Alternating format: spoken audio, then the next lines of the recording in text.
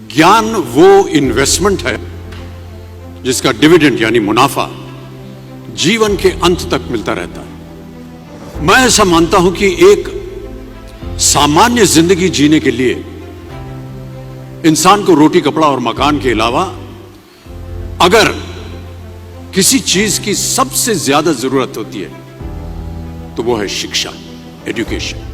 आपके पास यदि धन है तो आप उसे गोल्ड में कन्वर्ट कर सकते हैं। धन हो या सोना, दोनों के कम होने का या खो जाने का डर हो सकता है, पर यही धन को अगर हम नॉलेज में कन्वर्ट करते हैं तो वो कभी कम नहीं होगा और ना ही उसकी चोरी हो सकती है। देखिए, जीवन में मुझे बहुत सी बातों ने प्रभावित किया है। मेरे ये अनुभव सुनने में शायद साधारण लगे, पर इनमें छिपा सार असाधारण है, अनमोल है। यदि मैं आपसे पूछूं कि सबसे शक्तिशाली व्यक्ति कौन है, सबसे शक्तिशाली व्यक्ति कौन है, तो कोई कहेगा कि जिसके पास पावर है, वेपन्स हैं, शस्त्र है, धन है, किसी देश का राजा या किसी सल्तनत का वारिस है। मेरा ऐसा मानना है कि वेपन्स, मनी किसी को पावरफुल नहीं बनाते, या अगर बनाते भी हैं तो कुछ समय के लिए ही बना पाते। दौलत आज होगी, कल नहीं। शस्त्र का ज्ञान तभी तक काम आएगा जब तक वो शस्त्र चल सकता है। Once it is used it becomes obsolete. पर शास्त्र का ज्ञान कभी नहीं रुकता।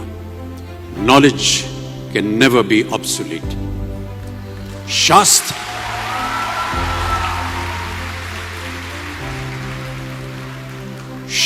ज्ञान शस्त्र ज्ञान से ज्यादा असरदार, प्रभावशाली और शक्तिशाली होता है।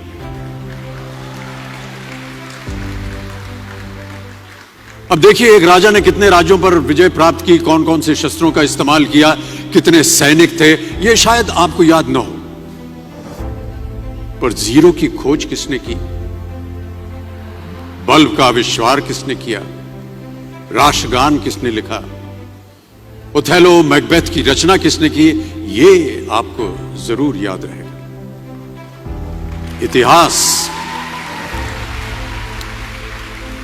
इतिहास गवाह है कि एक राजा अपनी शक्ति के बल पर केवल वहीं तक पूजा जाता है जहां तक उसका साम्राज्य फैला होता है।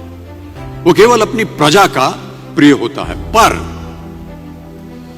अपने ज्ञान की कीर्ति फैलाने वाले Albert Einstein, William Shakespeare, Rabindranath Tagore सिर्फ अपनी जन्मभूमि में ही नहीं बल्कि पूरे विश्व में पूजे जाते हैं। संपूर्ण मानव जाति के लिए वो प्रेरणा स्रोत बनते हैं। ज्ञान का धनी व्यक्ति हमेशा ही सम्मान और आदर योग्य होता है, क्योंकि ज्ञान वो कवच है, वो शील्ड है जो आपके जीवन में आने वाली कठिनाइयों से आपकी रक्षा करेगा। फिर किसी भी शस्त्र की आपको आवश्यकता नहीं होगी। दो चीजें इंसान यदि अपने जीवन में एक बार सीख लेता है तो वो उसे कभी भूलता नहीं। एक है तैरना, स्विमिंग, दूसरा है साइकिल चलाना। सालों बाद भी अगर आप इन क्रियाओं को करेंगे तो कभी भी इस बात की चिंता नहीं होगी कि आपको स्विमिंग करना या साइकिल चलाना याद है कि नहीं। You will confidently do it. काश कि हम पढ़ाई भी इसी नजरिए के साथ करें, that when you will chase knowledge, numbers will always follow. देखिए, महाभारत में जब गुरु द्रोणाचार्य ने एकलव्य को अपना शिष्य मानने से और अपने गुरुकुल में लाने से इनकार कर दिया था, तो एकलव्य ने क्या किया, अपने गुरु की प्रतिमा, एक मूर्ति बनाई और केवल उस मूर्ति से प्रेरणा लेकर ही धनुर्विद्या सीखने में वही सफलता प्राप्त की जो बाकी योद्धाओं को द्रोणाचार्य के गुरुकुल में रहकर हुई। उस प्रतिमा के रूप में एकलव्य को हमेशा अपने गुरु के पास रहने का एहसास था। और जब गुरु साथ में हो तो सफलता हासिल करने से आपको कोई भी नहीं रोक सकता है।